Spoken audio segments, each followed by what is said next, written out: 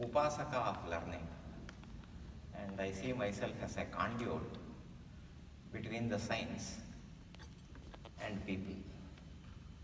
Not even patients, people, because we are all patients in some sense. So what I have taken to doing is simply bring the practical benefits of various kinds of medical and health insights in a usable form to the people. This is, I think, who I am. Is it good enough?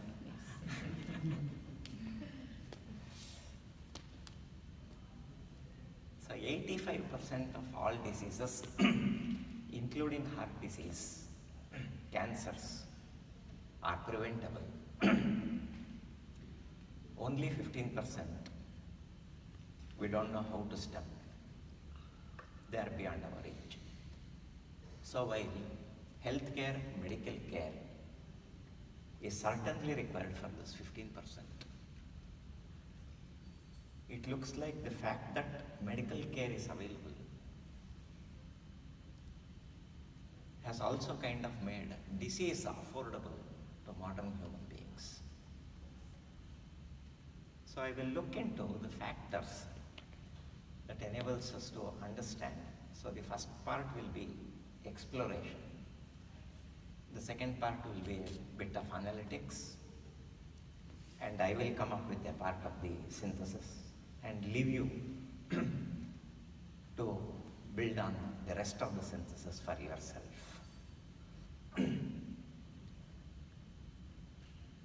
Diseases arise not because they are the natural course of events. The state of health or of illness is determined by a complex interplay of 5 major factors: genetic, environmental, nutritional, physiological, that is how the body behaves, and psychological factors. In modern medical science, it is customary to do studies with a control group of human beings and an experimental group of human beings and extrapolate the results. But in some of these explorations, what I have chosen is to look at human beings vis-a-vis the other animals in nature, because I believe this affords a lot of new insight and learning. So the backdrop of this is simple. It would be largely familiar to you. Homo sapiens has been on Earth for about 500,000 years. We are not the only human species to have lived on this Earth. There were many who lived and became extinct. And at one point of time, we have shared the Earth and time with another human species, the Neanderthals, which is estimated to have become extinct as recently as about 12,000 years ago. At this point of time, we are the only surviving human species. A vast part of this 500,000 years, we have lived in the jungles in close proximity to nature as foragers, hunter-gatherers, subsisting on a diet of herbs, berries, and occasionally small meats. And there is fossil evidence that at this span of time, human beings were refreshingly free from every conceivable modern disease. I quote from Yuval Noah Harari, the Israeli evolutionary historian. It's a simple book, Sapiens, hugely insightful. So these humans were not only long-lived, they were physically active even beyond the age of 100, and their greatest risk was infant mortality. So if individuals survived, they could anticipate a very good and high-quality lifespan.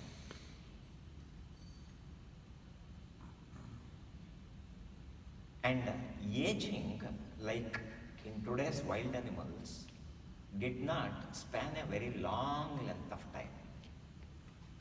It was accelerated aging confined to the last few weeks or at most last few months of life.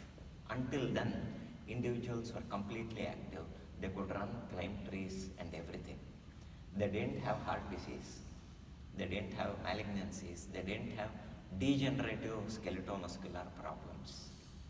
In fact, none of the modern diseases, is there any evidence in the fossils? This is an important insight that we can glean and try to look at what is happening with ourselves. So to go back to the point that I made, the 5 major factors, genetic, environmental, nutritional, physiological and psychological factors. Genes don't imply a determined outcome. Genes don't say that this and this is going to happen to me. The genes simply represent a collection of information bits, and most of them remain as potentials or tendencies. And there is a part of the gene that is called the epigene, and it is the epigene which switches on gene expression. So we have genes pertaining to constructing a human system and running it with the physiological processes. Everything is there. We also have genes pertaining to healing and recovery. We have genes pertaining to some ailments also, like I might have inherited a diabetes or an asthma tendency. Now if I can get proactive, which would mean that I learn and start doing the right things with my life, then the epigene that exists, it takes its signals from the internal environment of the body. The internal environment of the body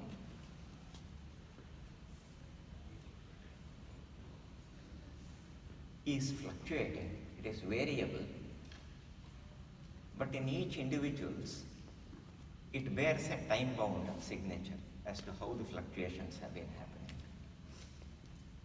So micro fluctuations will depend upon what you have eaten, when you have eaten, how much water you have consumed, whether you have slept, whether you have moved the body around, exercised, recovered, slept well. So arising from what we are doing with ourselves, every possible input and output, there is an internal environment of the body, and that provides the cue for the epigene to decide what to do. So if I have inherited a diabetic tendency, I manage my weight, eat healthy, whatever that means, exercise adequately, recover well, sleep properly, manage my mental stresses. Then I am creating an internal environment by which the epigene potentially would decide not to switch on the diabetic gene expression. In other words, I would be carrying the gene, but it will not express the disease. If and when that happens, my next generation will need to struggle less in order to prevent the disease. And if they do succeed, the succeeding generations will have it much easier. So at some point of time it will happen that virtually without doing anything, the disease will stop expressing. This is what is called an epigenetic change. And this is very strongly anchored in today's understanding of genetics.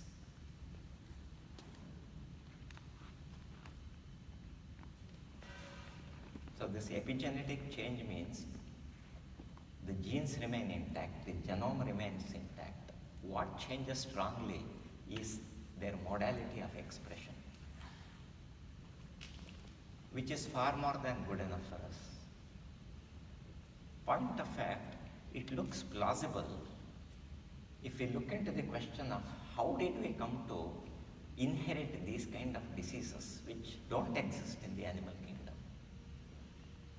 So if we are just going to run this scenario in reverse, that is how we happen to have inherited all these ailments, by making unknown errors somewhere. Most of these errors are not made by individuals, perhaps not even by communities, may not even be by age, but these errors have been accumulated over long spans of evolutionary time. And one such, which is probably a turning point marker, happened between 10 to 15,000 years ago. For nigh upon 500,000 years we were living in proximity to nature. Human populations being small, nature being verdant, there was no issues. An accident happened, which was one of the first accidents in the history of human beings. That was the agricultural revolution. So some intelligent, or we don't know whether to call them smart, they decide to capture our food sources and tame it. So instead of walking into the jungles in order to forage, they figured out how these grains grew, planted them, watered them, manured it, built a cottage next to it.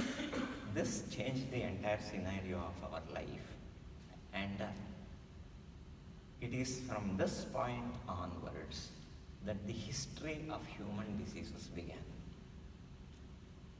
And the explanation for this history of human diseases is an amazing fact in nature, that a human being, a system like this, has about 100 trillion cells, out of which only 10 trillion cells belong to my body. 90 trillion cells in my system are actually the microbes in my intestines. The skin alone has about 200 billion microbes. And to get a sense of this number, 200 billion sheets of paper would stack up 6,000 miles high. And we have 90 trillion microbes of every kind in the gut. And when we switched over from herbs, berries, occasional small meats, which was consumed raw or uncooked, to a diet of grains, dairy products, poultry and other meats, before anybody could have a notion of such a thing as microbes in the gut, the whole scenario changed. So much so that we don't even have a benchmark for what was deemed to be the norm. And we have been struggling to adapt for this long time, 10 to 15,000 years. And the march of history being inexorable, we were met with another historical accident about 400 years ago. That is the Industrial Revolution, which took away the demands on the physical aspect of our being. We don't need to work our bodies. And challenges on the mind mounted. Nobody planned this, it was an accident. So by default, we came to institute a system of education, which is basically training in troubleshooting, identification and solving of problems. So we had the task of designing newer and efficient machines, putting together the organizations required to run them. So we came to create and institute a system of education which aims at training the intellectual part of the mind to solve problems.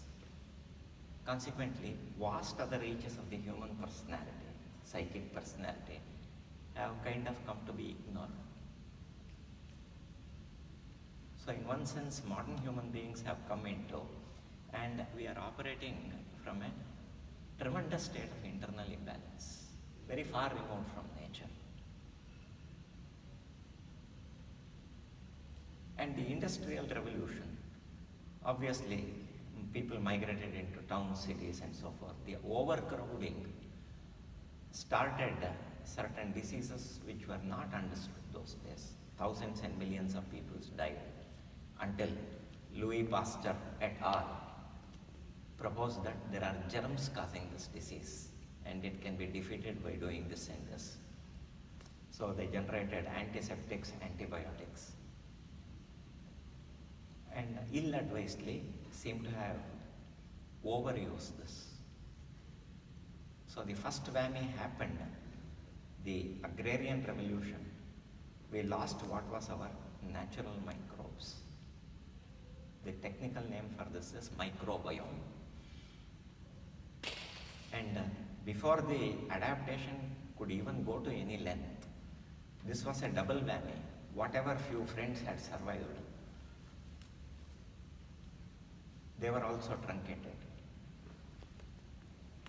So while the infectious diseases seem to have come under control, the first part of the 20th century, 1900 onwards, saw the emergence of a peculiar class of diseases which were not infectious diseases, the non-communicable diseases, obesity, diabetes, cholesterol problems, various kinds of arthritis, autoimmune disease. So just like the people of yore struggled with the infectious diseases not knowing what it was, we are kind of struggling with these new diseases not knowing what it was, because you can easily collect cholera and tuberculosis to germs notionally, but it is not so easy to connect obesity or diabetes or something like this to germs. But point of fact, there seems to be an extraordinarily strong connection. Not in the sense that a germ is causing diabetes, but it is very clear that in all these modern diseases, no matter what they are, there is a major disturbance in the composition and function of the gut microbes. So microbes which should be there are probably less in number, have disappeared. And microbes which should not be there have taken over. And the whole functionality is altered because these microbes are active. They are living, they are waging a war, helping one another, creating their own metabolites, end products as they live. And these end products, it is now clear in modern medical science, are a way for these microbes to carry on a continuing conversation with our own nervous system. Now science is very clear. Next to the brain, the richest network of nerve endings you can find is in the intestines. And this microbiome is an extraordinarily amazing thing. For one, each person's microbiome is as unique as your fingerprint. No one else before now, and no one else at a later point of time, is going to have an exact replica. And second point is, through the course of life, month to month, year to year, your microbiome is changing. Even so, at no point of time does it resemble anybody else's, nor your own at another point of time. So this is a second order of infinity. This much science is very clear. And obviously it has an important bearing on what we need to know, what we need to learn. This science is inadequate. It is just in its starting phases. And what little we know is precious, and even so it is significantly effective. So these 5 factors, genetic, environmental, nutritional, physiological and psychological factors. Let's look at the last first, psychological factors. Human beings are fundamentally creatures of emotion, like all the mammals. And our thinking is actually only an add-on. Anything that happens to us fundamentally happens at an emotional level. Therefore, imbalances are bound to be very profound and fundamental. And the mind has a more powerful influence on body functioning than we normally accept. In other words, the influence of the mind on the body is exceedingly powerful. And one of the ways that the mind can adversely impact functioning of the body is this phenomena of stress. Stress has been defined as a response pattern whose function is to prepare the body to cope with the demanding situation. So when things are fine, all the internal functions are going on at uniform key. If I sense a demanding situation, the body has got a reserve potential to alter its inner functionings in order to adapt and cope with this scenario. And the stress mechanism evolved from the times when we were living in the jungles, when stresses were essentially physical, wild animal attacks, enemy attacks, and so forth. So we have evolved with the stress response being an adaptation for fight or flight. So the body basically prepares for running away or for fighting whenever we experience stress.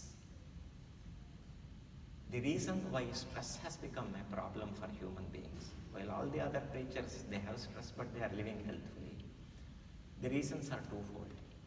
One is the stressors have shifted from the physical to the mental domain. And another reason is there is a new stress piling on top of an old unresolved one. And there is a third piling on top of two old ones. So we are caught on an ascending ladder of stresses on a continuous basis. And to understand what happens inside the body in a stress reaction, it is very interesting. Dr. Hans Selye, who was the pioneer in stress research, his medical understanding of stress is very recent, 1965, University of Montreal. If we take an instance, it is illuminating because Dr. Hans Selye defined stress as the response pattern which prepares the body to cope with a demanding situation. And he qualified this response pattern with three adjectives.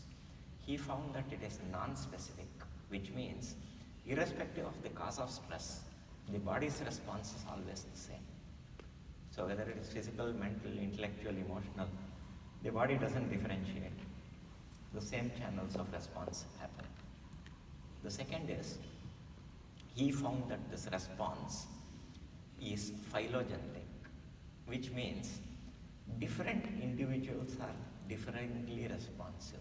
Some are resilient, some are more sensitive, and so forth. So variations occur in individuals. And the third quality has been defined as conventional, by which, because of the complexity of our nervous system and a large memory and learning that is operating in human beings, the stress has taken on a new characteristic when compared to the other animals. The other animals have stress. The hunters and the hunted do experience stress, but only in the living situation. When a deer is being chased by a leopard, it has stress. A relaxed deer doesn't imagine an attack and get stressed, whereas we human beings can and we do. So this convention is set up wherein previous experiences are stored into quasi-independent neural loops. And the entire loop is ready to be activated at the first semblance of something that I remember from my earlier experience. So in other words, we respond to an actual demanding situation, and we respond in the same way to an inference, construction, imagination, perception, or dream. All of them produce the same effect. So in many ways for human beings, the mind itself has become a stress organ. So the reason why stress has become a problem is twofold. One is stressors have become mental, and stress has become chronic. Chronic mental stress is the problem. Otherwise, all the changes happening and reverting back is never any issue. The point is, it's not reversing back. So if we look at what happens to the body in a stress response, if a snake flits across my path, suddenly there is the startling reflex. It has has two components. There is an abrupt jump in the level of wakefulness, and there is an increase in muscle tension. The body has sensed a threat and is primed up to ward off this threat, increasing the muscle tension and elevating the wakefulness. And the energy mechanisms of the body are put at the disposal of the muscles and of the brain, which is doing the work and which is doing the coordination. So the stored glucose in the liver is pumped out into the bloodstream, elevating blood sugar levels to fuel the effort. And we tend to breathe faster when we are under stress to provide additional oxygen for the effort. And breathing in higher mammals is organized into 3 levels. One is abdominal breathing, another is chest breathing, the third possibility is shoulder breathing. Now the way you are breathing is actually an indication of your internal state. Young infants always breathe through the abdomen because they are naturally relaxed. In contrast, an athlete who has just participated in an event would recover by breathing through the chest. So stress of the demand has pushed the breathing from the first to the second level. And in an extreme case, a 100-meter sprinter would recover by breathing through the shoulders. Augmented reserve, third level, extreme stress. This point emerges as important because it affords a tool in managing stresses, which you can apply even in a minute or two. All you need to do is sit down comfortably, stretch your legs, close your eyes, watch your breathing, and then you can use your palms to monitor the abdomen movements. Ensure that you are breathing purely through the abdomen without allowing the chest to move for a little while, for a minute or so. Then end with a few rounds of slow, deep abdominal breathing. The corollary is when there is stress in the body, breathing shifts up into the higher lobes. And if you are able to get your breathing down into your abdomen, the neural system spontaneously relaxes. This is an important practical key. So in the course of your work, every 2-3 minutes that you get, you can meaningfully employ in order to practice this technique even in your chambers or in your chair. Closing your eyes, observing the breathing, monitoring the breathing using your palms. Slow, deep breathing. So that you start the process of cutting the ascending loop of stresses several times in the course of the day. So this is one technique that emerges from the understanding. Blood glucose is elevated, breathing is stimulated, the heart gets stimulated to breathe harder and beat harder and faster into a network of blood vessels in mental stress that will narrow down and constrict. There is about 65,000 miles of blood vessel in a human body, 100,000 kilometers. And the heart has the task of pumping blood into this network. And in mental stress, body is idle. Heart is trying to pump harder and faster. And the network of blood vessels is narrowing down and offering greater resistance. This is pretty much like keeping the handbrakes on and pressing the accelerator. This is the scenario that happens in mental stress. We will look at what we could do about it. So these are priority channels which have to be and which are activated in order to cope with a demanding situation. To restore the balance, the body will slow down and down-regulate the non-priority functions. So digestion is down-regulated. Immune system is down-regulated. Gender functions are down-regulated. And it is not simply a question of down-regulation or up-regulation. It is much more complex than that, because all realities are in effect complex. For example, the digestive system from the mouth up to the end of the stomach is mostly under nerve control and a little bit under hormone control. From the end of the stomach down to the lower part, rectum, that is mostly under hormone control and less under nerve control. So there is a delicate interplay or interface between these two commands, which can get set RE, which is why digestion goes for a toss because of stress. Similarly, our immune system is not just fighting germs. The body is also producing abnormal cells in the course of its daily activities. And it's a part of the immune system's work to identify and scavenge these abnormal cells out of the body. If some of them survive, they can potentially grow into malignancies. And one important thing that happens in stress is, it is logical in the natural context. When facing wild animals and enemies, there is a chance that I can sustain a major injury. And nature has instituted speeding up of clotting when we are under stress.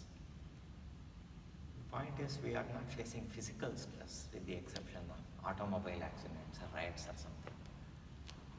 And even in mental stress, the same thing is happening because it's a non-specific response pattern. So this enhanced tendency of the blood to clot has major implications in modern lifestyle. And the most hidden and insidious part of this is, naturally, the human body doesn't have downtime for maintenance and repair. It has to happen while we are living in it. Until growth is complete, we have terrific results.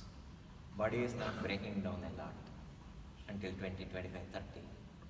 So need for repair and maintenance is very minimal.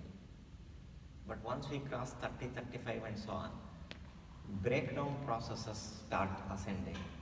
So repair processes have to keep pace with that. This is true from the physical, physiological to the cellular levels. So there is, and there has to be a consistent healing process in the body to keep up with what we are doing with ourselves. And this healing is also a part of the job of the immune system to regulate. And when we are under stress, then emergency activation becomes paramount and the body downregulates the healing processes. In extreme stress, healing may be kept in abeyance because it doesn't want to worry about microbes or something when faced with a tiger. So when the stress becomes chronic and enduring, we tend to have problems in the long run. Therefore, we need a redefinition. Chronic mental stress is a state of internal imbalance. And this internal imbalance is characterized by arousal and or inhibition, which is set. Some functions are over-aroused, speeded up. Certain functions are depressed. Any combination of the two. And not only this has set in, this is continuing, unrelieved. And the ostensible reason why this is happening is, we say, my internal state is in a state of imbalance because there is an external circumstance that is causing it. So we need to look at effective strategies in managing this internal scenario. One is, if the stressors can be eliminated straightway. But in reality, most stressors cannot be eliminated. See whether there is any opportunity to moderate the stressor, reduce the stress potential. But having done that also leaves a lot of stressors uncorrected. So the only way we need to do is re-equip the body, reorient it to be able to cope with what is happening. And one way of doing it is to enhance your internal reserve capacity of the body. And fortunately, this is very simple to achieve. We call this a stress inoculation. There are 3 kinds of exercise possible. One is muscle building with resistances in body weight and so forth. It's good for the body.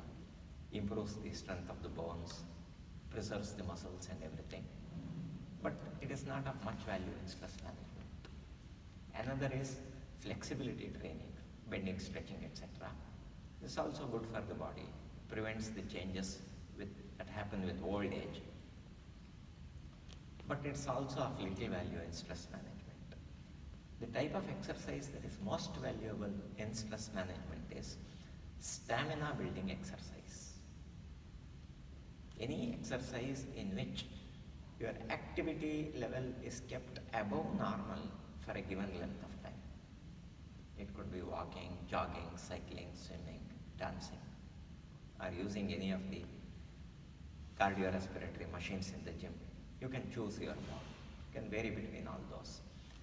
So considering the intensity of the activity that you are taking, you will have to decide upon a duration and a frequency. How long you have to do it and how frequently you have to do it. If you were to take brisk walking as an example, if you want to achieve stress inoculation, it is make the body a little more immune to stresses. When you start walking, start slowly for the first 5 minutes. Give the body a chance to warm up. Once the body warms up, achieve a comfortable speed, and this comfortable speed should be set between the limits of effectiveness on one hand. It should be fast enough to be effective. It should not be so fast as to be dangerous. So keep it between the margins of effectiveness and safety. So if walking were to be the instance, the necessary duration is something like 30 minutes. And end the last 5 minutes with cooling down, slowing down. So basically, exercise is also a form of stress. And when you undertake exercise, blood vessels start opening up. So this corresponds to release of the accelerator. So if and when the heart starts pounding harder, its output will be received without resistance, which is good for the body. This is one way it helps. The other way it helps is exercise being a form of stress. When you undertake exercise, your body releases the same stress hormones. But when you are doing it on a regular basis, your body is seeing these stress hormones. It will learn to switch it off faster. So that in the context of a situational stress in life, when there is a surge in these stress hormones, your body has learned to switch it off faster and immunize you to that. So this is how stress inoculation works. And it is advisable to conclude this walking for most of us professionals with an active yogic relaxation technique. Because my body is in a ground state, 30 minutes of walking has brought it to a stimulated state.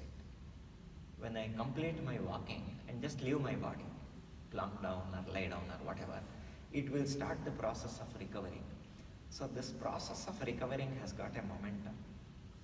At some point, the momentum tapers off and it will plateau at a certain position.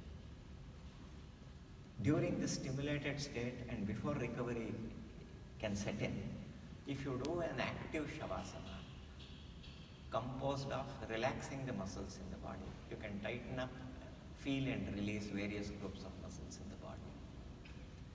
Observe the breathing, allow it to await, and engage in pure rhythmic abdominal breathing with normal depth, not a deep breathing. And then conclude with a few rounds of deep abdominal breathing. So you are using the higher level of your nervous system, awareness, to draw the process of recovery to a much deeper level. So over a period of time, if you go doing this, the ladder of ascending stresses that we are caught on can effectively be reversed. Bring it down. So these techniques that we do, shavasana, asana, yoga, they actually are techniques by which we are endeavoring to learn a skill. So as we continue practicing, the skill becomes grounded in us, then our dependence on the technique reduces. You will not have to do a 40-minute shavasana in order to accrue that much of relaxation. 6 months down the line, 1 year down the line. In 5 minutes or 6 minutes, you can recover as much. So this learning accruement process has to be started with practice. So stress inoculation and bring in some component of yoga. If you can undertake a structured learning of yoga, that would be even better. A handful of asanas, vyayamasanas, which is basically a structured way of relaxing the body. Also stimulating and inhibiting whatever spikes and contortions are there in the internal functions. Pranayama is actually a structured way of regulating the breath, harmonizing the breath. If these two foundations are primed up, then the third happens as a part of the flow, that is calming down of the mind. So this calming down of the mind is the crucial crux of yoga. The others are actually strategies in initiating this calming down. Besides which, you can bring in a basket of strategies, situational coping strategies, corrections in attitude, when and where applicable, a humorous outlook which can diffuse the stress, bringing in or experiencing classical music, which has medically been established to have a tremendously beneficial effect upon the system. So all these can be brought in as effective strategies in stress management. This is the last part of it. Now going on to the physiological, the fourth one. Write it down for us. Pardon me? Will you write it down for us? Oh yes, I will. I'm sorry, I'm continuing to talk without writing. The five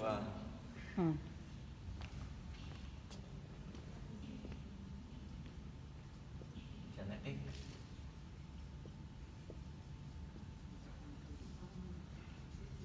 environmental,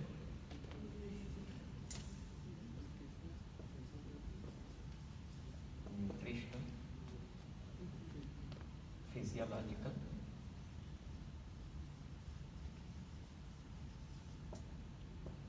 and psychological factors. So we've dealt with the psychological factors. We have dealt with the psychological factor largely. As far as the content of the session is concerned, I have not gone into any aspect of clinical psychiatry. I lack competence also. My forays into psychiatry, and it is there. I have a grinding in that, but I am not a professional in the domain. So some of my friends do that.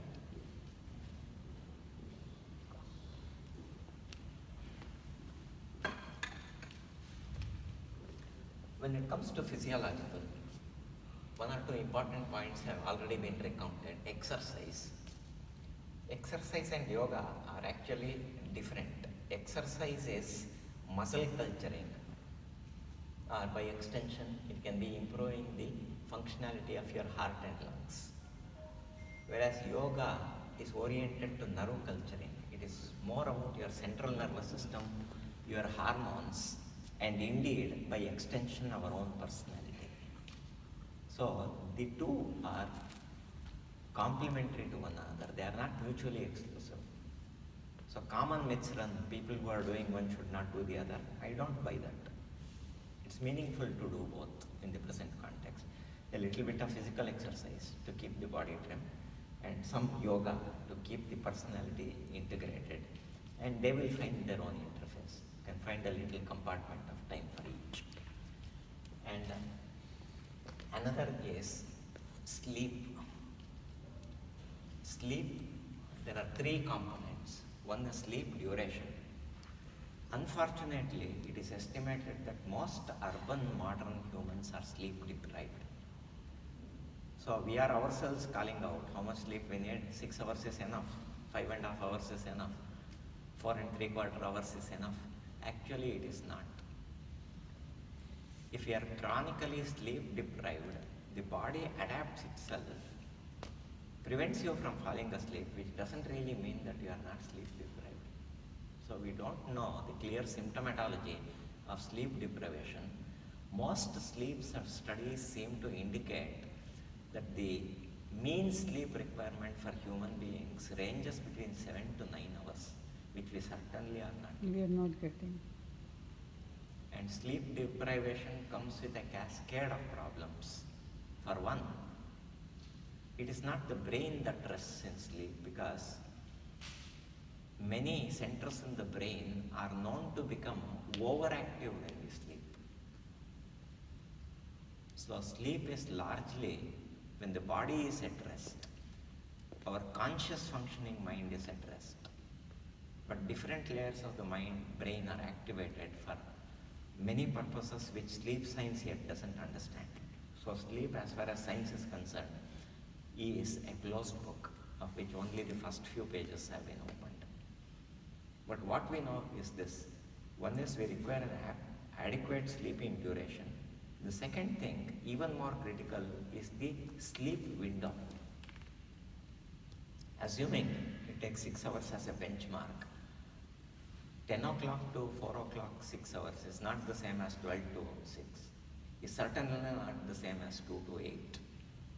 Because we are subject to circadian rhythms, the trigger being the sunlight basically.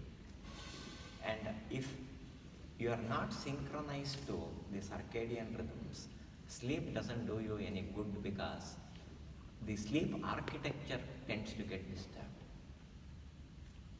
So this disturbance of sleep architecture is a point of major concern in today's health scenarios, because that is not something that we can voluntarily influence.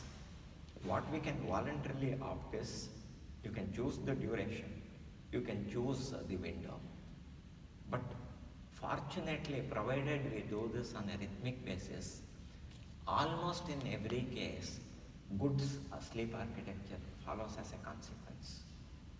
If it doesn't, then in that case, it requires an estimation, it requires evaluation, and we need to see what to do about it. That is a rare case scenario, fortunately. That's an important part. And also, sleeping, even with a weak light in the bedroom, is no. We are accustomed to it, except for very elderly people who have a risk of falls and all that. So in order to save a larger disaster, that may be permissible. But if you are over-bodied, able-bodied, please sleep in complete dark.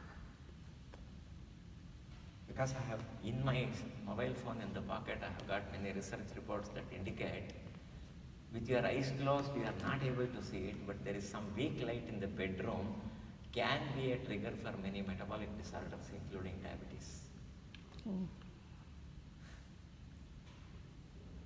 Point of fact, we came across one patient who was okay in many other ways, but she was sleeping with the full lights on. Severely diabetic, would not come under control. So these things are very important. They are not often brought Sleeping with the light on is also related to breast cancer. Yes. They've researched it. See, there you are. So night and dark, ideally make it night and dark. And try to sleep your best. And this is an important part of this channel. Exercise we have already spoken about. Now coming to nutrition, I will dwell at length on this because this is one of the most. There is one query. You have said that normal sleeping time should be 7 to 9 hours. So many people, if you take that, our Prime Minister, the Chief Minister, they sleep only 4 hours. I'm aware of They seem it. to be healthy and very energetic. How is that? One is, firstly, even so, they are alpaharis. They eat processed foods of the simplest order, and most of their energies come from fruits, vegetables, etc. This kind of thing. That will, for anybody, reduce sleeping requirement. So sleeping requirement will increase the heavier the foods that we eat, the more sleep we need. That is one part.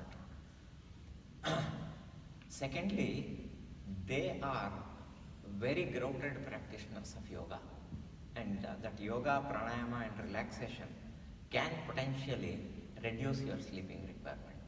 So in that case, their diet and lifestyle is working synergistically with this. And third thing is very powerful. They have a missionary zeal. So some part of their mind is overriding everything else. And still and all, I'm a little sad that I have pursued our PM to have gone through accelerated aging. He has undergone accelerated aging. Accelerated? Aging. Aging. Yes, for the past 2 years. Wow.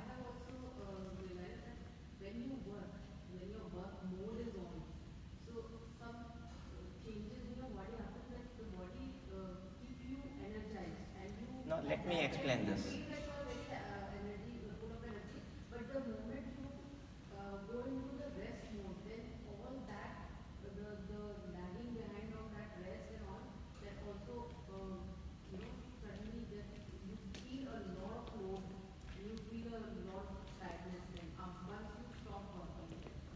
Let me put it into context. It is quite simple. There are two orders of hormones that are regulating it. One is the activating limb, corticotropes. The corticotropes elevate your energy levels and your performance levels without any reference to your basic body state. In other words, a flat tire riding on the tire and then riding on the rim. This is how the corticotropes achieve. When the corticotropes dominate, the healing hormones, the somatotropes, they are necessarily downregulated. So it is perfectly possible to remain energetic, euphoric, etc., while your body cells are consuming themselves. This is physiologically possible, drawing out of our reserves. So this is all potentially drawn out of our mind capabilities. Somebody has such a missionary goal that doesn't mind burning out for that. So these are extraordinary scenarios. So physiologically what I am saying holds. If we mean to conserve, remain healthy and all that, this is the fundamental. Okay, I'll go further. Now coming to this nutrition. सबसे main यही है. This is the main. Yeah, this is the main. Yes.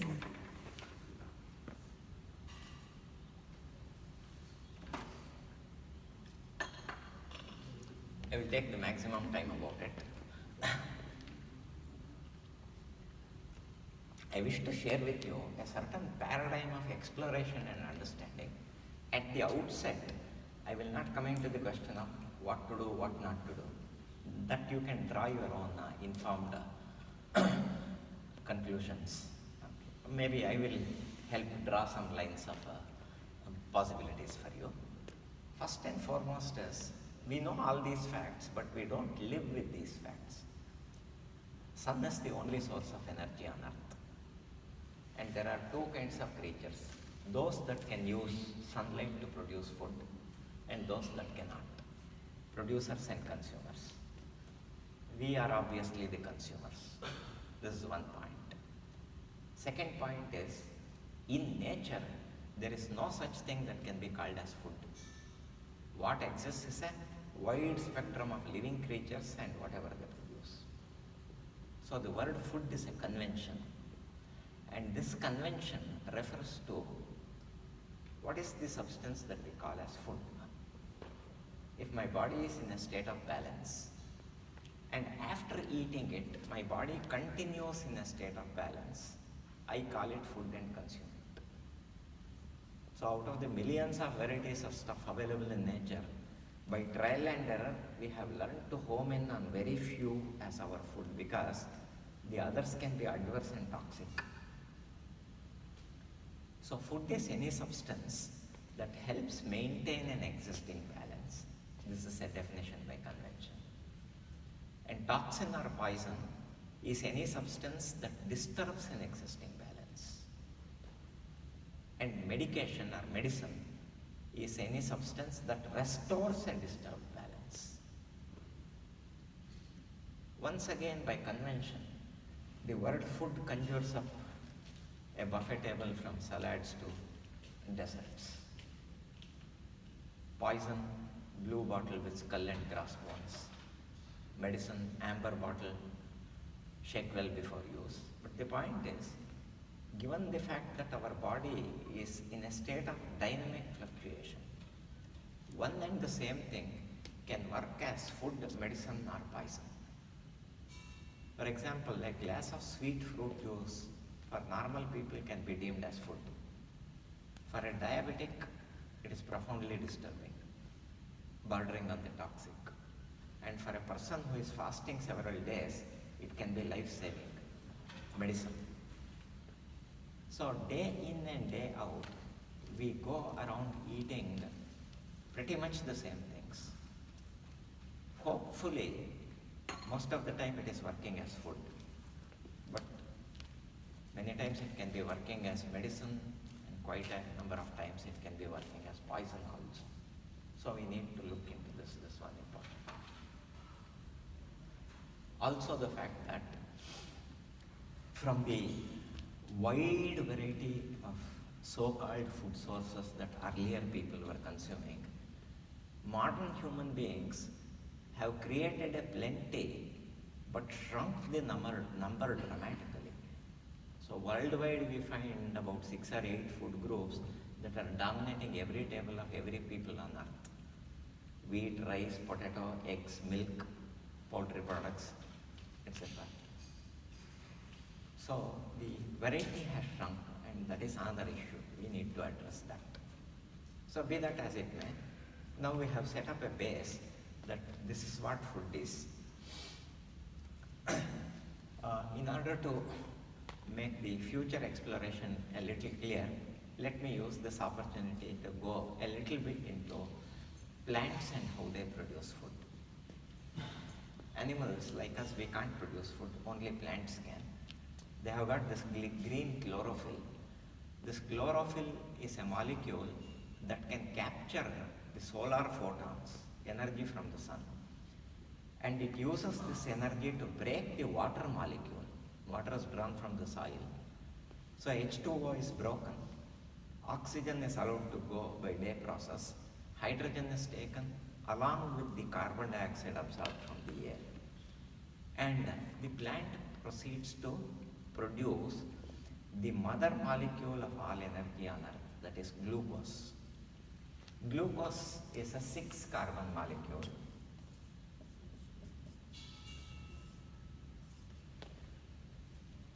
It doesn't stop here.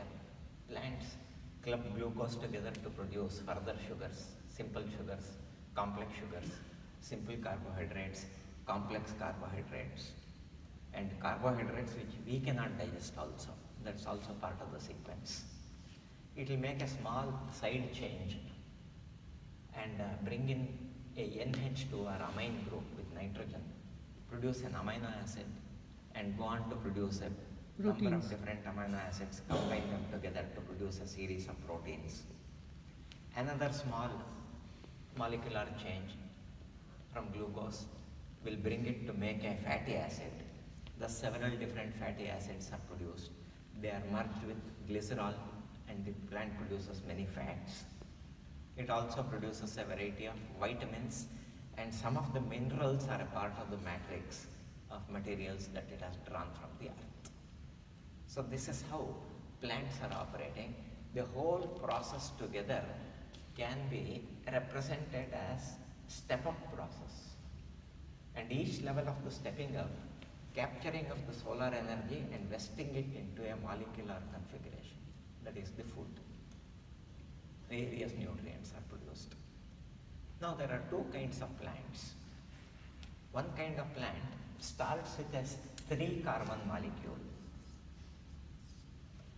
and builds the other 3. They are called C3 plants. I will revisit this point, just keep in mind. Another category of plants, they start with a 4-carbon molecule and they only have to build the other 2. They are called C4 plants. So this distinction I will revert to at a later stage. So this is the profile of what the plants are doing.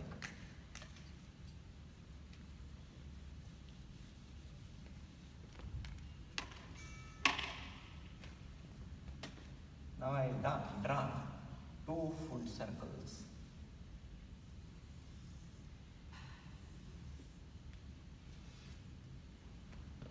In science, we don't use the words vegetarian, non-vegetarian, primary and secondary.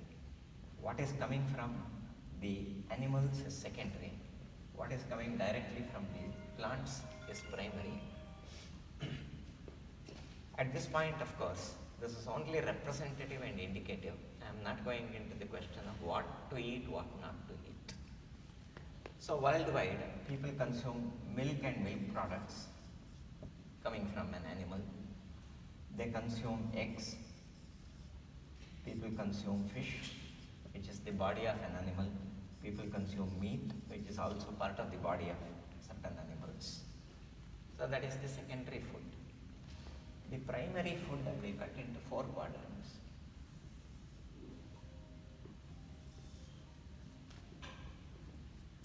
Most of what we eat, they are actually the seeds of grasses and of shrubs. So our wheat and rice, they are the seeds of grasses.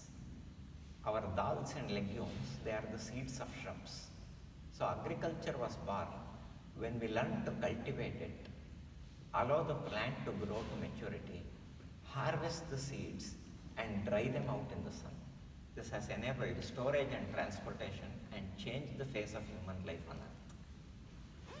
And when we have these sun-cured seeds, this important point that we realize is we can't eat them as they are. We can't eat raw rice, raw wheat and raw dal. We first have to cook it. The reason is the nutrition that this stuff contains is part of a matrix of an indigestible substance. So the nutrition in rice, wheat, dal, etc.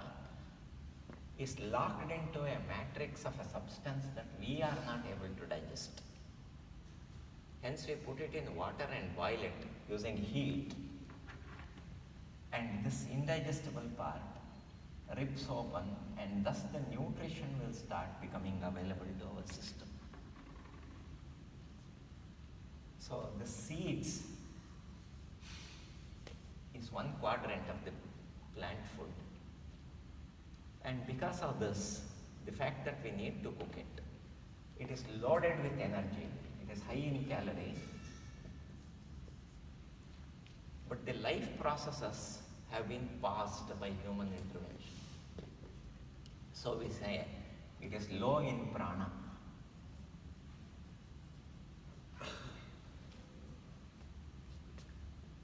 And this cooking is actually a surrogate for a certain natural process that we are familiar.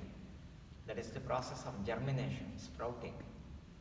When we soak a few of these seeds, drain the water and keep it, it will start to express a sprout.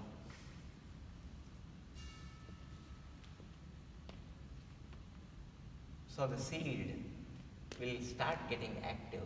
The enzymes in the seed will start opening the food source, which is then used by the DNA to start expressing a germ.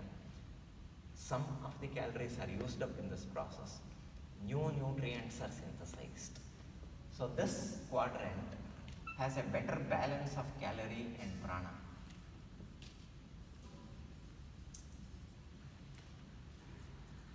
Continuing in its life cycle, it becomes a full-fledged plant. And many of these select plants we eat as green leafy vegetables, our sags. And this has the opposite characteristic. It has very few calories, but it is rich in critical nutrients. So we can say that this is low in calorie and high in prana.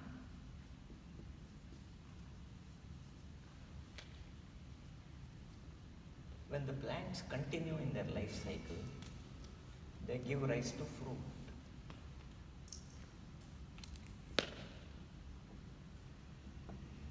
Fruits also have a balance of calorie and prana. They are alive in some sense, but they have a fair share of nutrients of every kind. And there is a distinction. If fruits have free sugar, we cut it at the table and call it fruit. If fruits don't have free sugar, we take it into the kitchen and call it as a vegetable.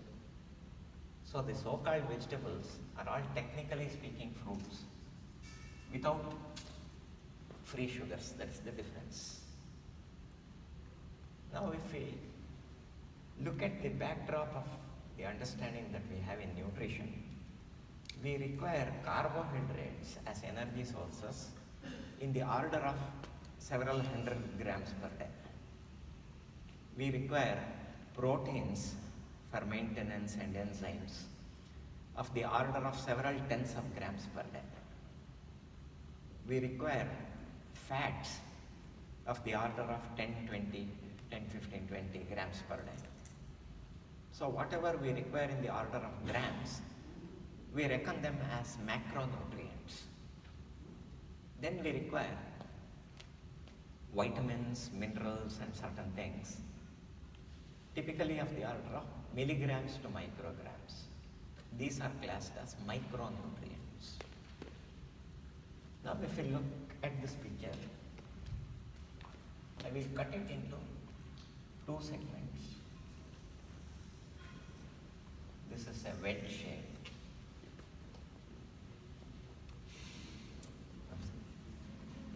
And this part is heart shaped.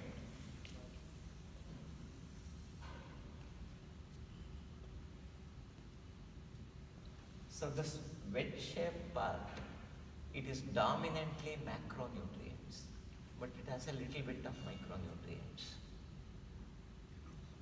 This heart shape is dominantly micronutrients with a bit of macronutrients.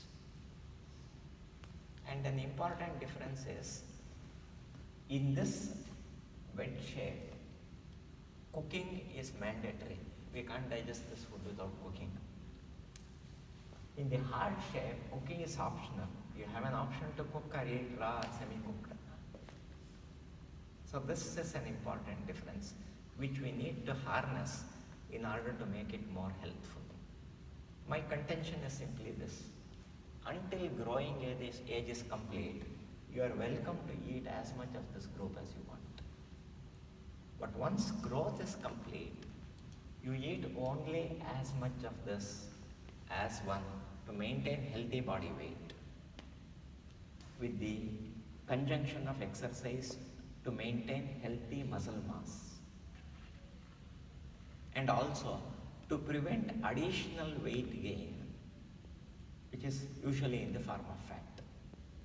So maintain stable healthy body weight, conserve muscle mass, not to put on fat. So this eating, quantitative, qualitative selection as matched with your lifestyle and sleep should ensure that stability. That is one. Beyond that, you are welcome to eat this part as much as you wish. And to concretize this principle, I'll take the next step. But this has some hidden things which are not normally talked about. At least I have not found anybody talking about. And these are extremely important things. We talk only about nutrients, but hidden behind this picture, there is a small list of adversity. First and foremost, this has not been created by nature for our consumption. We are born, we can't produce our food, so we have to eat something. We have to go into nature, get it. Okay? So empirically, by trial and error, we have learned to select and eat rice, wheat, and we don't eat datura seeds, poisonous mushrooms. So one part of it is all right. While what we eat, maybe 90%, 99%, 99.9% dominantly is the nutrition that we need and can handle. Somewhere on the margin, what we eat contains many substances that we don't need and cannot handle. They are the anti-nutrients. Can I overwrite or rub this off? So, Rub this off.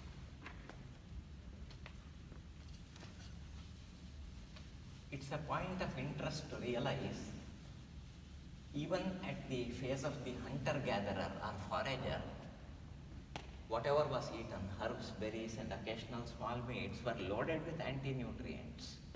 But at that point of time, the natural gut microbes that existed had evolved with the creature for such a long period of time with an excellent interface, so much so that they would modulate and moderate the effects of all these. And the end result was that creature had virtually no disease. And it is interesting to see a corollary even in contemporary life. So those individuals, even at the age of 100, 110, were physically fully active. Now, in contemporary life, look at the physical differences between an 18-year-old person and an 80-year-old person. It is huge. Then again, look at the difference in physical capacity between a young cat and an elderly cat.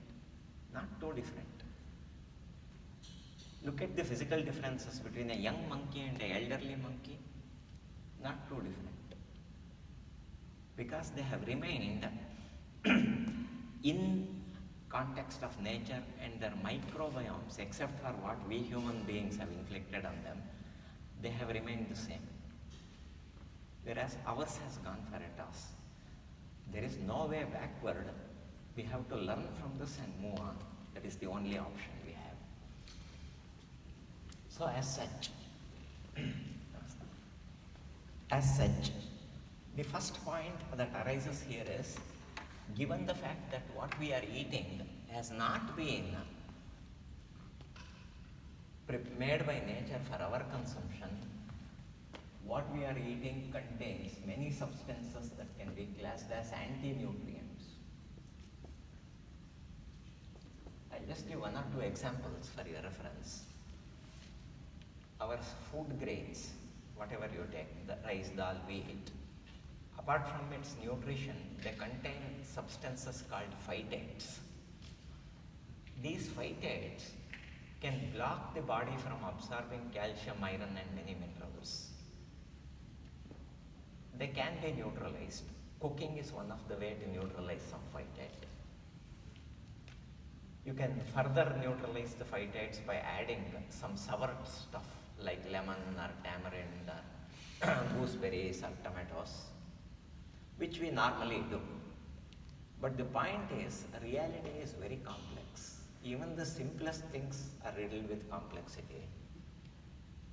And while on the one hand these phytates can prevent the body from absorbing minerals, we can't afford to neutralize them completely, 100%, because these phytates also feed some friendly microbes in our gut, which only consume this.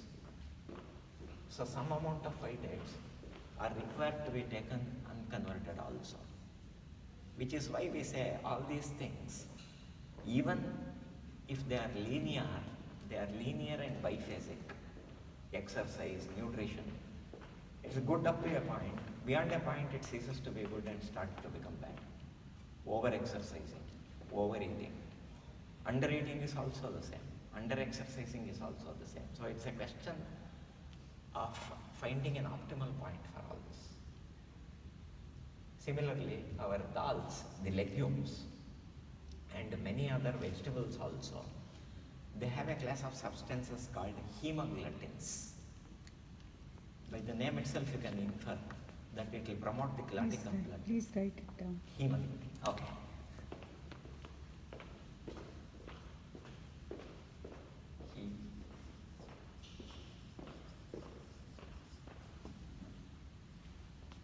Hemoglobin, M, a single M.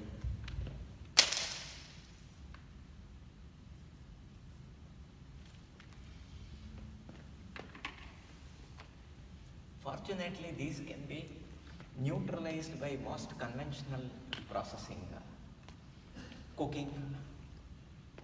But the point is, cooking involves the use of heat with the addition of water or some other medium.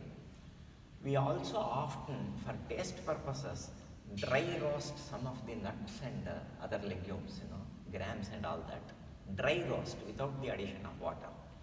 That will not completely eliminate the hemogglutins. Some of them still remain active. So such stuff should be eaten rarely and not in large quantities, particularly by people with clotting tendencies of any kind. If you put it in water and boil it or sprout it, hemoglobins are neutralized. But dry roasting will not, because no water has been added. So these are some points to keep in mind. Second is, human beings are the only creatures that have to cook their food. No other creature cooks its food. For us, it is mandatory, given the type of food that we eat. We don't have the option of eating raw. Still and all, cooking is a chemical process. Addition of heat and using of a medium like water or oil, as the case may be, invariably brings about chemical changes in what we are cooking. The laws of chemistry and physics don't change. So, cooking produces what are called thermogenic byproducts. Byproducts produced by heat.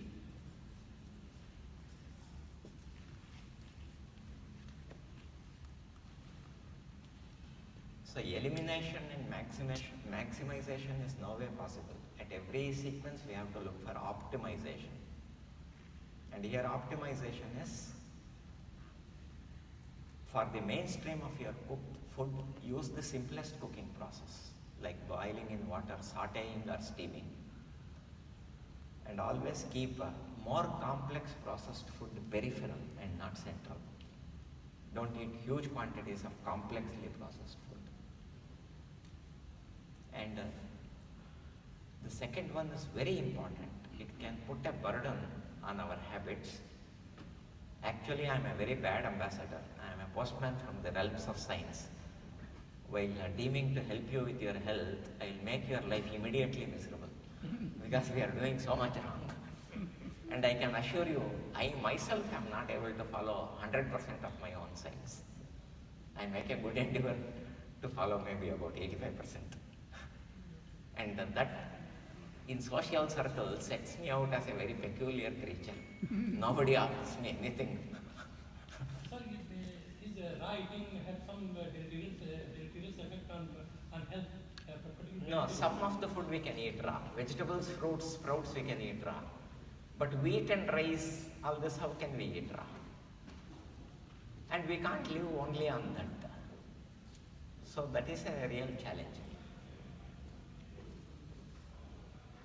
So this thermogenic byproducts, cooking once, it has to be accepted.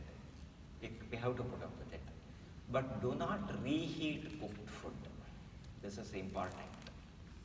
Eat it at room temperature. Morning leftovers you can eat in the evening if it is not spoiled. Eat it at room temperature, but don't cook it. Please excuse me.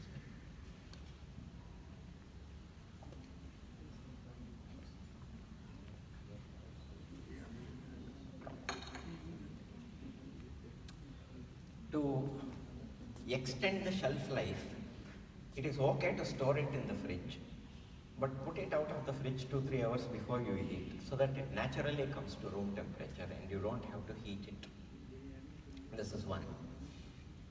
Another is, What is the harm in reheating? reheating will form a second order of thermogenic byproducts, which is extremely adverse to the body. First cooking itself has done, but that we have to accept. Some nutrient loss will also be there, that we have to accept. The second heating takes it into an unacceptable level. For similar reasons, you can use a gas stove, charcoal chula, firewood, induction stove top is okay. But don't use microwave ovens. They majorly damage food. The industry is not telling us the truth.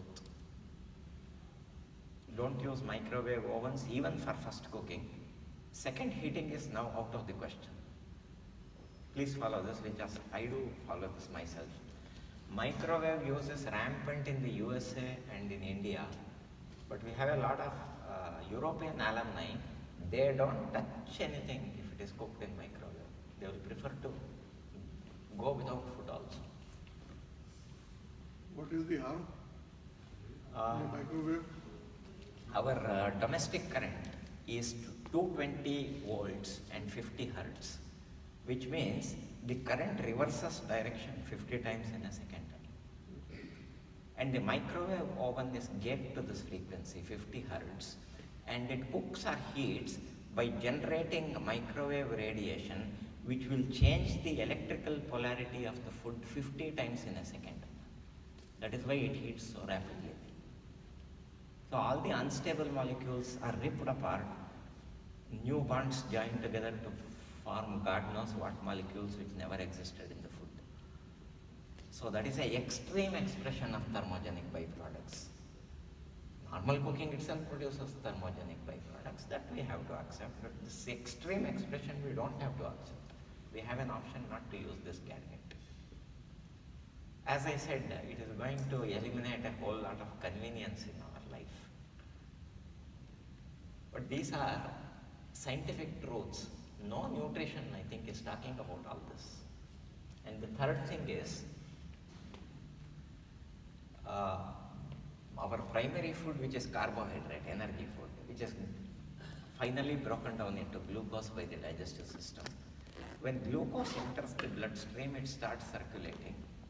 Whatever is required for immediate energy is taken for burning. Whatever is not required for immediate use is packed back again and deposited in the liver. And if liver becomes full, it is sent to the muscles for storage and so forth. So this buffer activity is going on. And the human body derives energy from the glucose by taking it in a controlled way and make it participate in what is called a enzyme-mediated reaction, in which step-by-step energy gets released for bodily use. And the organelle inside the cell, which brings about this energy release, you might remember from your school days the word mitochondrion, just the energy powerhouse of the cell. This mitochondrion is a very peculiar structure. It doesn't share our genes, it has its own genes. The hypothesis is it was a germ that lived outside the body sometime in the long past, which has migrated inside and is functioning as an endosymbiont. We eat food, digest it, allow it to use a little bit, it will help it unlock for us.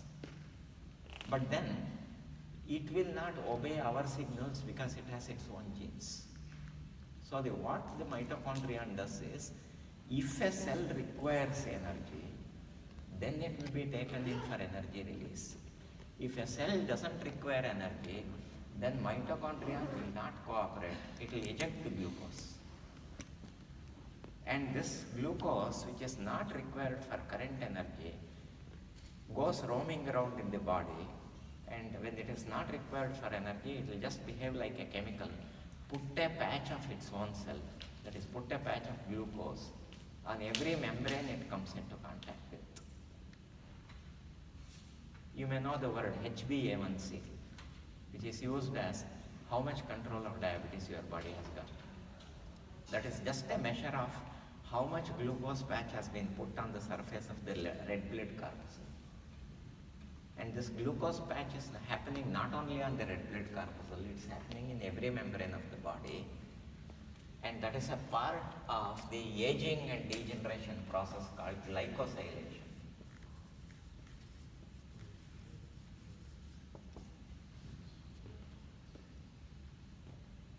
So three-step formula to keep glycosylation minimal is: one, whether or not you are a diabetic, it is the same.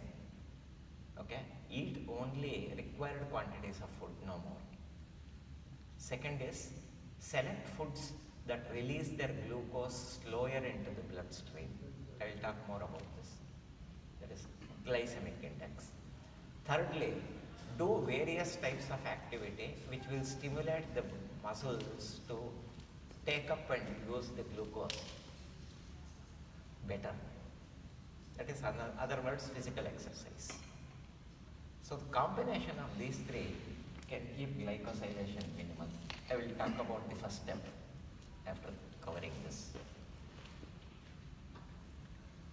The consequence of all these adverse things, because we have lost the natural microbes that could take care of all these things. Our present microbes are not able to do it. So the burden is on our body, and because of that burden we are getting all these diseases, modern man's diseases. All this will cumulatively increase inflammation.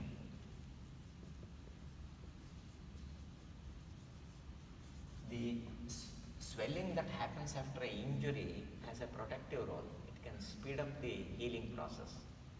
But there is another kind of inflammation that is invisible. You can't see it. But you test the blood for what are called inflammatory markers, C-reactive proteins, cytokines, interleukins. They are all elevated. And in modern medicine, inflammation is believed to be at the root of a whole lot of modern diseases, either as a cause or as a consequence. So either inflammation contributes to disease, or if there is a disease process going on, inflammation increases. So it's important to select and do things that will keep the inflammation in check. And inflammation can be coming from any quadrant, including environmental toxins, mental stress, lack of sleep. All this can be inflammatory. And one of the most important prongs of inflammation coming into the body is our diet, because it's the food that we are actually eating. And last but not least, when the body utilizes even the legitimate nutrients like proteins, fats, etc., which have been produced by other creatures in a configuration they want, we want a different configuration. We will pull it down and reassemble it again. So some chemical debris is produced, and this chemical debris is active chemical compounds with a potential to damage at a membrane level. These are called oxidative stress.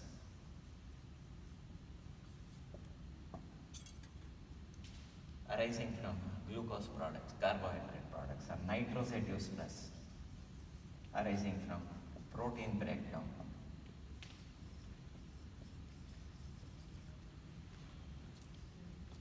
We have to find ways and means of mitigating this and bringing this to optimal. It is interesting to see Vyayamasana practice is anti-inflammatory. So there are not only eating things, businessmen will jump into the bandwagon and sell antioxidants. My take is, don't buy and consume any of these antioxidants, they are next to worthless. Eat only natural food for your antioxidants. Don't buy these supplements. Okay, that's one. And the process of reducing adversities doesn't necessarily imply consuming a substance. There are also many things that we can do to achieve the same target. Like I said, inflammation can be reduced by regular asana practice and consuming Indian spices. They are all anti-inflammatory. You can add European spices also. Indian spices are largely seed-based, whereas European spices are herb-based. We borrow a lot of things from the West, usually the wrong ones. Why not borrow the right ones? We can use that. That is inflammatory, and it has some potentially antioxidative properties as well. And for antioxidative properties, the heart-shaped group of food, sprouts, greens, and fruits and vegetables. Consume some portions raw as salad, and consume a portion lightly cooked. That's why you get the best of both worlds. And this group has a lot of antioxidant effect. Secondly, pranayama practice enhances the antioxidant status of the blood. Pranayama practice. So that is a good thing to add here, in addition to increasing your spices. Unfortunately, most forms of cooking, along together with the spices, because the salt jar is also typically kept on the same shelf. I forgot to mention, in the food circles that we met, there were some characteristic omissions. Some things were not represented. Salt was not represented because it is not food, it's a mineral that is coming from seawater. Water is also not represented because that is another mineral that we get from the earth. And our carbohydrates have a hidden water.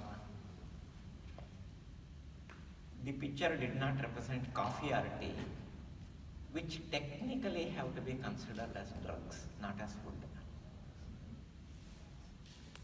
By extension. Huh? Pardon me?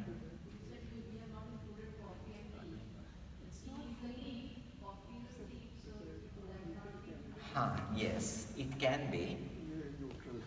It can be. This opens up a discussion actually.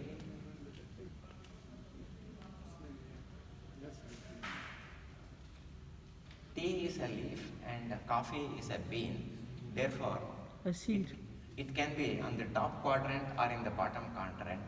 But if you inquire into the processes of nature, the coffee bean produces caffeine as a toxic alkaloid to ward off pests, which human beings in our perversion have drawn and adopted as a stimulant. That is the basic biological fact.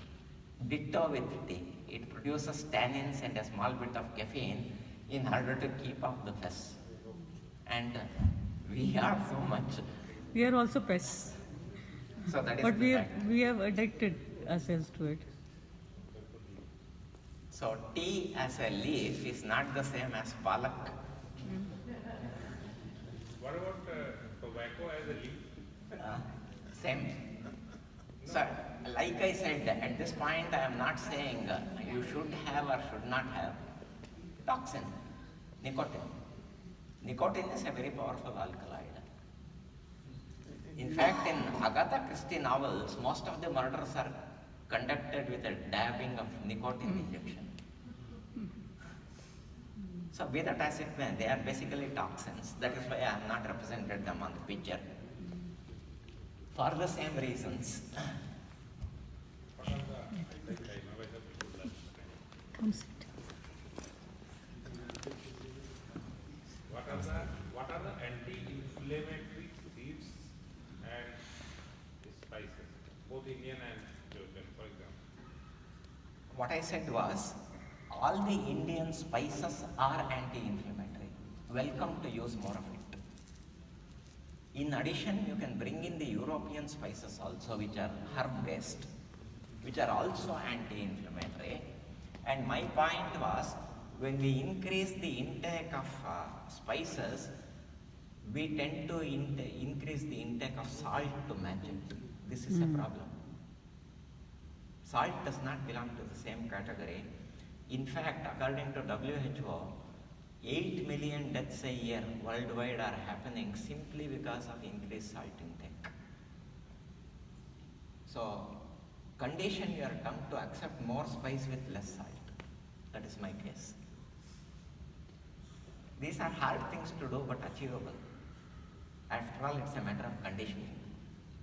Dr. Deshmukh, can you find out if somebody is suffering from inflammation by some kind of test? Yeah. There are tests? C-reactive protein test is So there.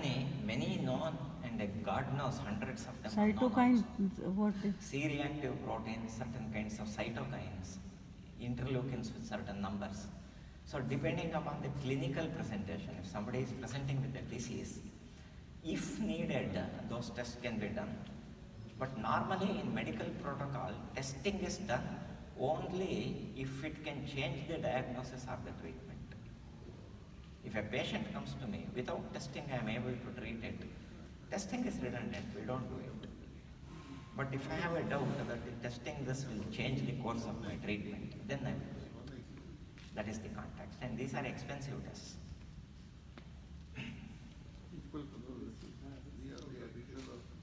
So the adverse aspects of nutrition are hidden behind the picture, and we need to wake up and do a little correction on that count. As far as nitrosative stress is concerned, again, the prescriptions are reasonably simple. The body has no mechanism for storing protein. So surplus protein for anybody is meaningless. This is one point. And proteins have to have a certain quality in the sense it is composed of 20 amino acids. Human body can make many of them, but the rest of them have to be eaten. And if we are eating the necessary amino acids in sufficient quantities, that we call biologically balanced protein. So good quality, adequate quantity. If you are taking more than what you require, the body cannot store protein. It will either burn it for energy or convert it into fat and store it, both of which will add to the nitrosative load. Also, if your protein is not of good quality, if it is inadequate and lacking in one or more of the amino acids, it will wait for a day or two. So within the week, if you are not eating the lacking amino acids, your body is not able to use it as a protein. Once again, it will convert it into energy and burn it, or convert it into fat and store it, which adds to the nitrosative load. So good quality, just adequate quantity of protein. Empirically, we don't have to go by balance measure. Like in a physical laboratory, we use milligrams of weight to find the correct. No, not like that. So if your requirement is, let us say, 60 to 70 range, it is not too bad to be eating 50 or 90 or 95. That's it. So it's a broad range, and nature can buffer using its reserve abilities. And one very important, these are actually first year MBBS physiology points, but our education is structured so that as we advance and become specialists, we promptly forget the basics. Two important basics here. One is, normally the body uses carbohydrates for energy and proteins for build-up and repair. But when we have a lot of continuing mental stress, the body's cortisol level will be high. And in that scenario, the body will convert carbohydrates into fat and store it and burn the proteins. So this adverse reversal will be happening if mental stress remains unconverted. That is why we have scenarios of even healthy eating, somewhere we are losing muscles and putting on fat, and all that is happening, which is a case for managing stress adequately. The second point is, the glucose that we eat temporarily stored, and when the muscle wants energy, immediate energy, even without oxygen, it can break the glucose into lactic acid and water and get the energy. And now this lactic acid will have turned the blood a little acidic. The body wants to eliminate it and usually succeed in eliminating it. But if sufficient oxygen is forthcoming to the system, then 80% of this lactic acid can be converted back into glycogen, glucose, and stored for future use. So potentially, the body has the capacity to recycle 4/5 of its food, primary food, provided sufficient oxygen is forthcoming. For us to get this oxygen in, one is pranayama practice, the outer part, and to get the oxygen deep down into the cells, circulatory activation in the form of exercise. These two have to synthesize, which is why I emphasize those 2 points, exercise and pranayama. So a whole lot of this adverse picture in the nutrition can be optimally balanced and corrected by proactive intervention using this understanding.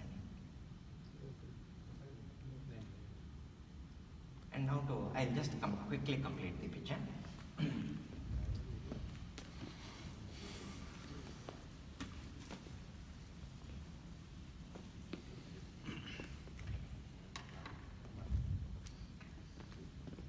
indicative food pyramid. I'll keep it simple.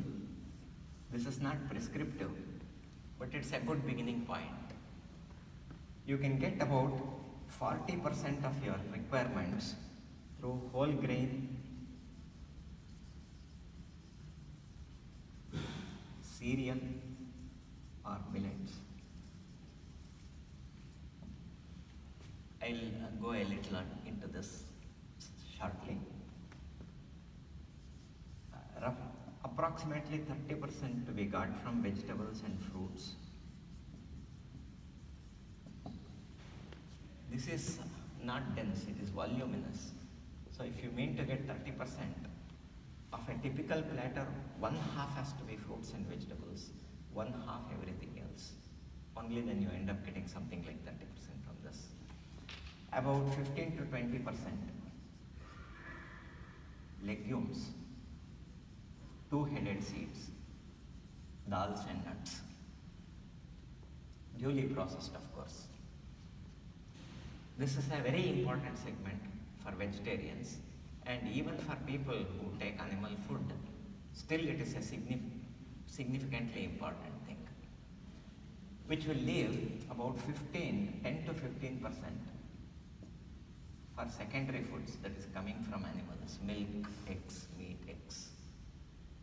I'm not talking about drinking milk, I'll modify that. So this is an indicative picture. This can be roughly taken and adapted with your own fine tuning for anybody from the age of 25 to 75. This is a workable thing. If you want to extrapolate it to somebody very young or very old, I suggest I'll mark this as A, B, C and D. 4 equal triangles to start with. So a young person can afford to eat equal quantities of all the 4 groups. But once we are, let us say, beyond 70, 75 or whatever, just go on enlarging the middle triangle at the expense of the other. More Vegetable and vegetables fruits. and less of everything else. That's what we call in India fasting, basically. Same, yes. Fruits and vegetables. Mostly Fasting. fruits and vegetables. So over a span of time, if you total it up, this is how it has to emerge. So less and less of every other group. But this is important, nutritionally important. You can't eliminate it. It's a question of optimization.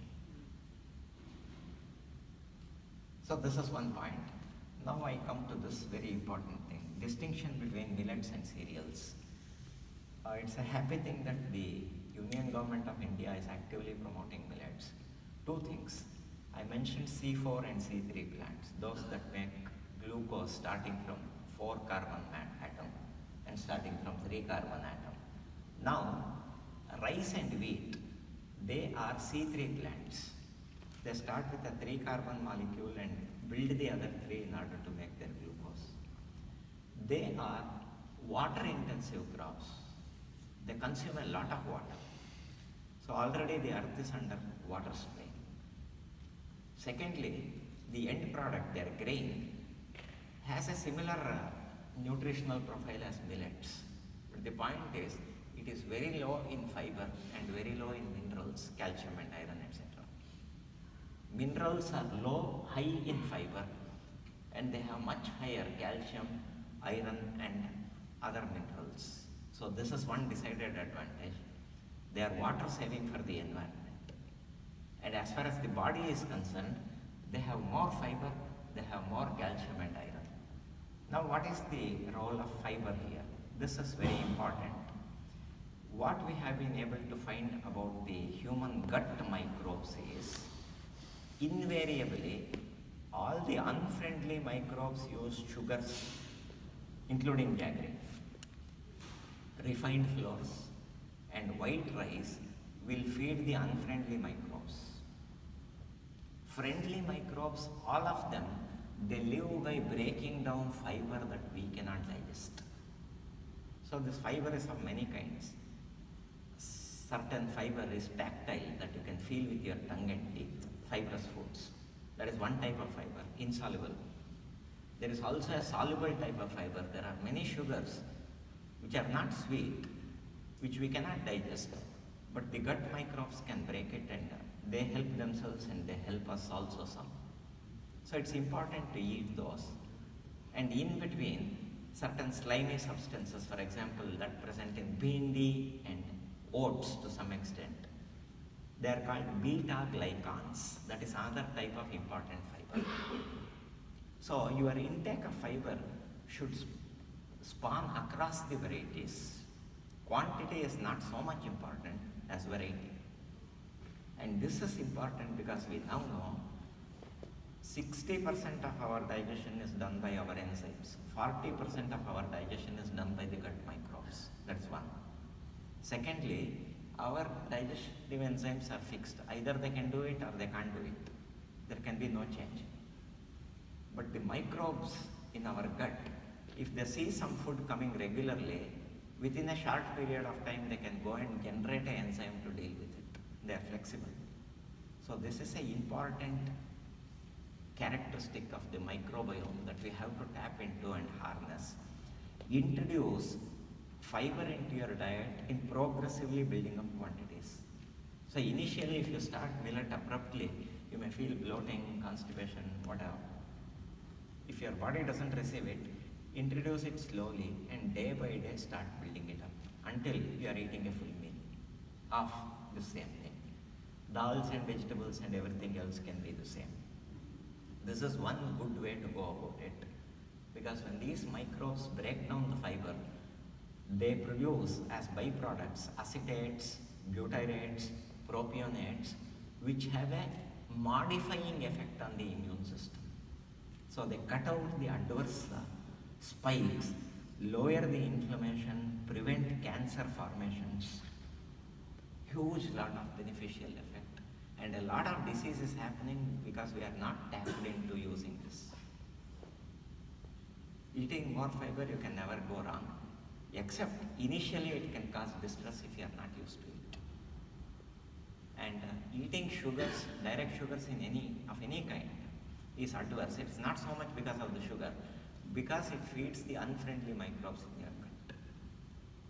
Now a small question may arise, where do the unfriendly microbes get in? They come in by accident. The friendly microbes are in a state of mutual interdependence. They help us, we help them. So they are confident that we will feed them. But if we don't eat fiber, we end up starving them. That creates a consequence cascade. The unfriendly microbes, we don't have to feed them because they do nothing for us. And the urge to continue living is the most powerful expression in the universe. No creature will accept death if life is possible. Only when death is inevitable, it is accepted by other creatures, but man still fights. That's another thing. And if unfriendly microbes have got in, they are intuitively aware. There is a cellular intelligence actually in life forms. Our cerebral intelligence is a consequence of the cellular intelligence. So this is more fundamental and earthy. For one, if left to itself, the body will find its most helpful expression. But every time the mind generates a thought, it sends a disturbing signal. This is one of the things. So an unfriendly microbe which has gotten is kind of aware that we are not going to feed it. You know what these bugs can do? They can generate molecules which hijack our nervous system and force us to eat what they want. So once the adverse microbes get in, they are able to hijack our nervous system and modify Therefore, it. the sugar addiction. Sugar addiction, junk food addiction. And also if you are accustomed to eating gooey food, suddenly you switch to my fiber, it sounds not palatable. At the end of the meal, you will not be satisfied. Part of it is your brain, part of it is my gut microbe. So it has sensed that its food is not forthcoming. It has an existential threat. So experimentally, there is a lot of level-on evidence. It is established that many of these microbes can create substances which can alter the behavior of the host. by producing molecules which work through the nerves in the digestive system and modify the brain. This is a very, very So intelligent. prana, life. Basically, the cellular intelligence operating. It is mind-boggling actually. No, it's the idea that the whole system of food habits is driven by taste. Now, everybody has a peculiar taste as far as food is concerned. Yes, sir.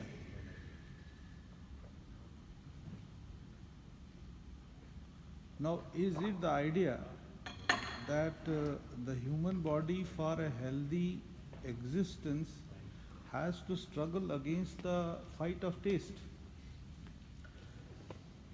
It has to do that because we have come into this error from our evolutionary past. There was a period of time because we can see the animals in nature, they only eat the food that is good for their body. A little more explanation to my question. We see animals. Animals have a uniform sort of behavior with respect to their food habits. Some animals hunt and some animals have some other sources of food. They remain constantly the same. Yet the animals are healthy. Why is it not true of us? The animals are healthy for two reasons. One is the gut microbes that they have evolved with are still continuing. Whereas we human beings, without being aware, at a point in history very long ago, when we switched from being hunter-gatherers, consuming herbs, berries and occasional small meats, that was when the gut microbes were beautifully blended with the system. When we brought in agriculture, we started using cooked grains, dairy products, poultry and other meats. And that was when our gut microbiome went for a toss, and what is good and what is pleasant became two different things for us. So now we have an option. I can suffer by eating only healthy food. My body will be happy. I can suffer by eating Junk food. tasty food. My mind will enjoy, but my body will suffer. So this is a situation, unenviable situation of modern human beings and not our doing. It is arising from an evolutionary accident. Some new research disclosed that sugar which is contained in foods is not harmful for diabetic people. Correct, I agree. Diabetics can and should eat fruits, no problem. Sir, I do have a question. Now, present scenario, there is a concept coming up, intermittent fasting. But according to doctors, we should have something after every 2 hours, a short. I don't agree with this eating every 2 hours. No, let me complete. I got the question, and the answer is for 95% of urban human beings who are in reasonable health, including some ailments, intermittent fasting works and is beneficial. So you always try it out. Intermittent fasting simply means whatever you eat in a day, you eat it within a 7 to 9 hour window. That's all. I don't buy this eating every 2 hours. Not even for diabetics. It's completely wrong. And I am prepared to talk to any medical professional who advocates this every 2 hourly eating. That won't Even do for good. people with GERD. It's not good for anybody. Treat the GERD. Don't support it by putting food in intermittent cascades. And ulcerative colitis. What usually happens is, if I am a medical gastroenterologist, you come to me with stomach burning, I say eat every 2 hours. I have solved my problem and taken my fees. all that you are eating will clog up your arteries. That goes to the cardiologist. Nothing to do with me anymore. We can't do that kind of practice. We have to help the May person. I remodel my question? Fight against the taste so as to maintain health of a human body.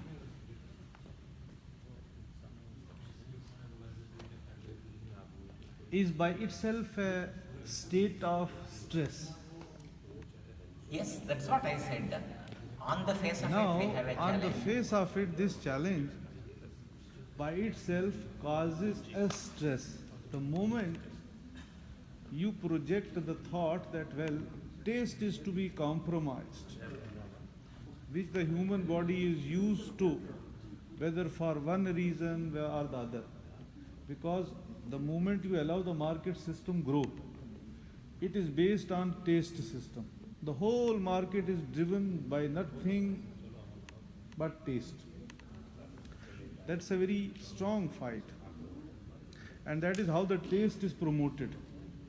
Now, on the one hand, market promotes the taste. But psychology tells us to fight against the taste developed by the market. This by itself gives rise to a challenge of stress. This by itself is a stress. Absolutely, I agree. This is a stress until I have conquered it. After I have conquered it, if I learn to like the healthy foods, I have successfully conquered it and the stress doesn't persist. Or the other way out of stress is I will yield, enjoy tasty foods, and I will deal with whatever diseases it will bring to my body. So any position can be viable, tenable. Depends upon the individual. Can take any position. Final point is we have to suffer in some way. We have to suffer either by eating healthy food or we eat what we like and suffer from disease. So we can choose which one we want. That's all. Thank you. Thank you for. We have had the benefit of recording of your today's. I am very glad. with us. I am very glad for We'll those who preserve missed it in parts. our archive, and wherever needed, we will pass on the Knowledge that we have knowledge gathered. that we have gathered from you today. Thank you for sparing so much time for us. Thank you. Thank you, sir. Now it's open to questions.